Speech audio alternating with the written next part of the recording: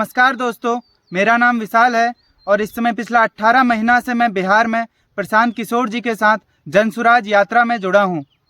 देखिए, आज हमें एक नई बात प्रशांत जी से जानने को मिली है कि यहाँ बिहार में सिर्फ युवाओं का ही नहीं, सिर्फ यहाँ के व्यक्ति का ही नहीं, यहाँ से पूंजी का भी पलायन हो रहा है। और इसी संबंध में जैसे कि आप अगर 100% रुपया यहाँ से बिहार में बैंक में जमा करते हैं तो आपको ऋण के लिए 40% रुपया ही मिलता है। यहाँ का जो 60% रुपया है वो बिहार से बाहर जा रहा है। इसी संबंध में इसी टॉपिक को और विस्तार से जानने के लिए आइए सुनते हैं प्रशांत जी क्या कहते हैं। होगी कैसे? बेरोजगारी यहाँ खत्म होगी लोगों को पूंजी मुहैया कराकर। बिहार में जो बिहार से पलायन है वो सिर्फ श्रम का पलायन नहीं है, लोगों का पलायन नहीं है, बुद्धि का पलायन नहीं है। एक बहुत बड़ा पलायन यहाँ से पूंजी का पलायन है, जिसकी चर्चा यहाँ लोग करते नहीं है, जिनकी समझ ज्यादा है नहीं लोगों को।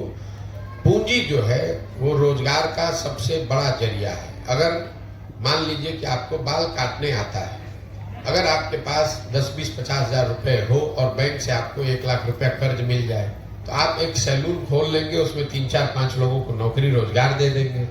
लेकिन अगर वो पैसा पूंजी आपके पास न हो तो बाल काटने आने के बावजूद जाकर किसी सैलून में आप नौकरी करेंगे, मजदूरी करेंगे। तो बिहार में पूंजी क्यों नहीं है? पूंजी के 2 स्रोत है, इसको पहले ध्यान से समझिए। पूंजी 2 तरीके से लोगों को मिलता है। एक, जो पैसा आप कमाते हैं, कमाने के बाद जो खर्च के बाद पैसा बचता है वही आपका मूलधन हुआ, पूंजी हुई। अगर आप 100 रुपया कमाए, 80 रुपया खर्च हुआ, 20 रुपया बचा, वही आपका पूंजी है। तो एक पूंजी का जरिया है बचत, दूसरा पूंजी का जरिया है बैंकों से मिलने वाला कर्ज। अगर आपके पास 20 रुपया बचा हुआ है, बैंक वाले आपको 50 रुपये कर्ज देंगे तो 70 रुपये का आप काम कर पाइएगा। तो बिहार में बचत इसलिए नहीं है कि यहाँ प्रति व्यक्ति आय है 35,000 रुपया। देश में प्रति व्यक्ति आय है 1,35,000 रुपया। तो 35,000 रुपया कमाने वाले समाज में इस महंगाई के जमाने में बचत तो इतनी बड़ी हो नहीं सकती है कि आपके पास पूंजी आ जाए। दूसरा, जो बैंकों में पैसा जमा हो रहा है, बैंक यहाँ लोगों को पूंजी दे नहीं रहे, ऋण लोन दे नहीं रहे। इसका उदाहरण आप समझिए। देश में बैंकों के ऋण को नापने के लिए एक पैमाना है जिसको कहते हैं क्रेडिट डिपॉजिट रेशियो। मतलब बैंक में कितना पैसा लोगों ने जमा किया, उसके बदले में बैंकों ने कितना पैसा समाज को अलग अलग काम के लिए ऋण के तौर पर, लोन के तौर पर दिया। घर बनाने के लिए, यूट्यूब चलाने के लिए, दुकान खोलने के लिए, गाड़ी खरीदने के लिए। और रिजर्व बैंक ऑफ इंडिया एक आंकड़ा जारी करता है जिसको कहते हैं क्रेडिट डिपॉजिट रेशियो।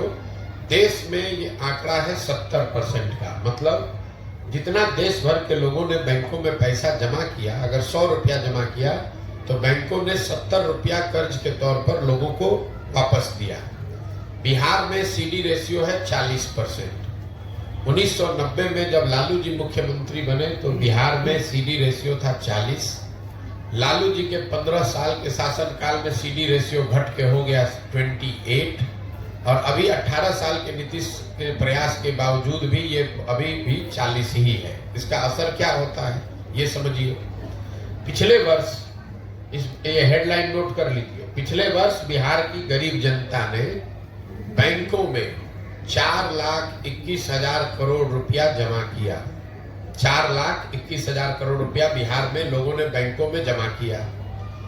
बैंकों ने 40% के सीडी रेशियो के हिसाब से कर्ज के तौर पर 1,61,000 करोड़ रुपया लोगों को दिया। बाकी पैसा 2,80,000 करोड़ कहाँ गया? ये पैसा चला गया दूसरे राज्यों में जहां पर उद्योग धंधे लग रहे हैं, जहां स्वरोजगार है, जहां तरक्की है, जहां व्यापार है। 1990 से लेकर पिछले वित्तीय वर्ष में कुल जमा 1990 से अगर आप जोड़ेंगे 32 साल में बिहार के बैंकों ने 26,20,000 करोड़ रुपया, बिहार के लोगों का रुपया, ये बाहर के उद्योगपति का पैसा नहीं है, ये सरकार का बजट का पैसा नहीं है, बिहार के लोगों के बचत की हुई राशि 26,20,000 करोड़ रुपया बैंकों ने यहां से ट्रांसफर कर दिया दूसरे राज्यों में जहां पर तरक्की है, व्यापार है, रोजगार है। आप जरा अंदाजा लगाइए कि अगर 26 लाख करोड़ रुपया बिहार के बैंकों ने यहाँ के लोगों को ऋण के तौर पर भी दिया होता तो कितने ज्यादा लोगों ने यहाँ घर बनाया होता, कितने ज्यादा लोगों ने गाड़ियां खरीदी होती, कितने ज्यादा लोगों ने स्वरोजगार का कोई ना कोई शुरुआत करी होगी। तो बिहार, और ऐसा नहीं है कि ये बैंकों की मनमर्जी है कि वो कितना पैसा ऋण दे, ये उनकी वैधानिक जिम्मेवारी है कि कम से कम 70% पैसा जो जमा होता है वो उनको ऋण के तौर पर देना ही देना है। और उस कमेटी को चेयर करते हैं मुख्यमंत्री राज्य के।